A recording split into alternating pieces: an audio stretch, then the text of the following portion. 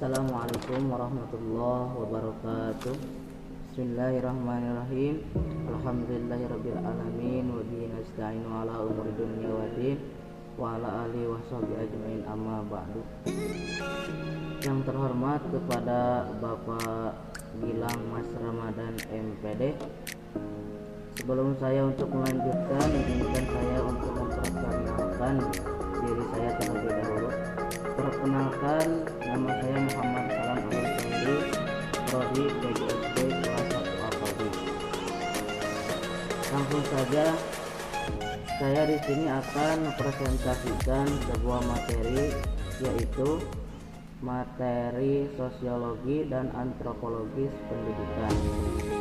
Yang pertama yaitu sosiologi dan fenomena pendidikan terbagi ke dalam 3 bagian. Yang pertama paradigma fakta sosial, dan yang kedua paradigma definisi sosial, dan yang terakhir paradigma perilaku sosial. Yang pertama, paradigma fakta sosial. Paradigma sosial berasumsi bahwa individu akan senantiasa tunduk total terhadap struktur dan atau fakta sosial non material. Yang kedua, paradigma definisi sosial. Individu adalah makhluk kreatif yang mampu atau setidaknya berpotensi menawar dan bernegosiasi dengan struktur sosial pengekangnya. Pada prinsipnya, manusia baik sebagai individu maupun kelompok memiliki kemampuan untuk mendefinisikan dunia sekitarnya melalui aktivitas interpretasi, pemaknaan, dan pemahaman. Yang ketiga, paradigma perilaku sosial, yaitu individu bukan sebagai subjek aktif tetapi pasif yang bisa dikontrol oleh struktur sosial yang bermuatan nilai, sistem aturan, dan institusional. Multi paradigma. Alasan utama paradigma ini karena pada kenyataannya realita sosial bukanlah bersifat tunggal, tetapi beragama dan konstekstual serta relasional. Oleh karena itu, penjelasan secara deterministik tidak cukup berhasil memperoleh penjelasan yang lebih mencakup.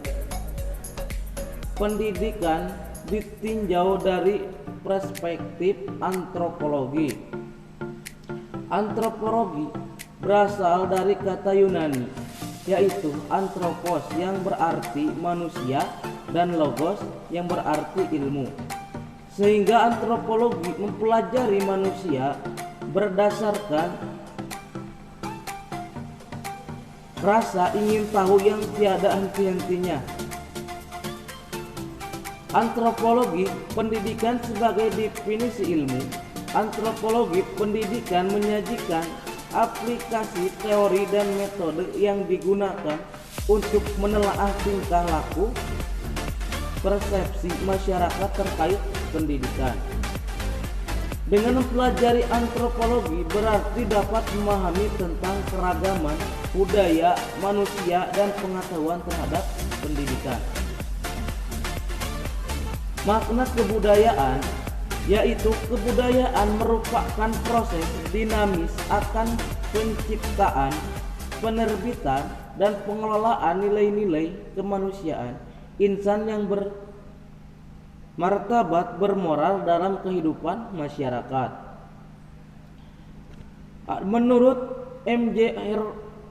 Kopis dalam Soekarto 1990 Tiller 2002, Ihat Hatimah 2015, ada 4 unsur pokok kebudayaan, yakni alat-alat teknologi, sistem ekonomi, keluarga dan kekuatan politik.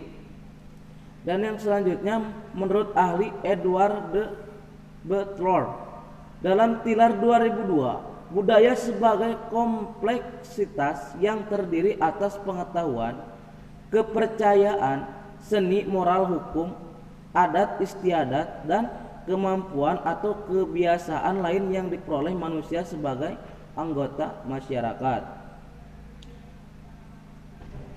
Dan yang ketiga, Claude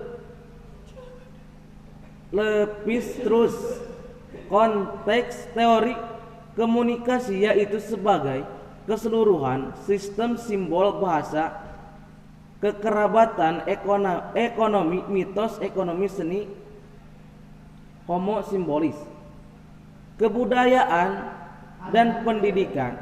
Kebudayaan dan pendidikan terbagi kedua bagian. Yang pertama, makna pendidikan dalam kebudayaan, dan yang kedua, makna kebudayaan dalam pendidikan. Yang pertama, makna pendidikan dalam kebudayaan, yaitu melalui proses pendidikan, keragaman nilai budaya yang berkembang di masyarakat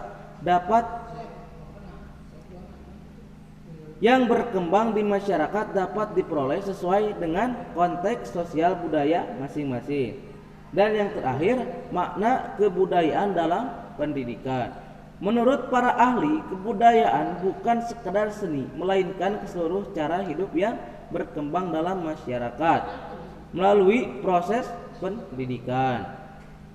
Mungkin itu yang saya bisa sampaikan. Mohon maaf bila ada kesalahan. Wallahul muwaffiq ila aqwamit thoriq. Wassalamualaikum warahmatullahi wabarakatuh.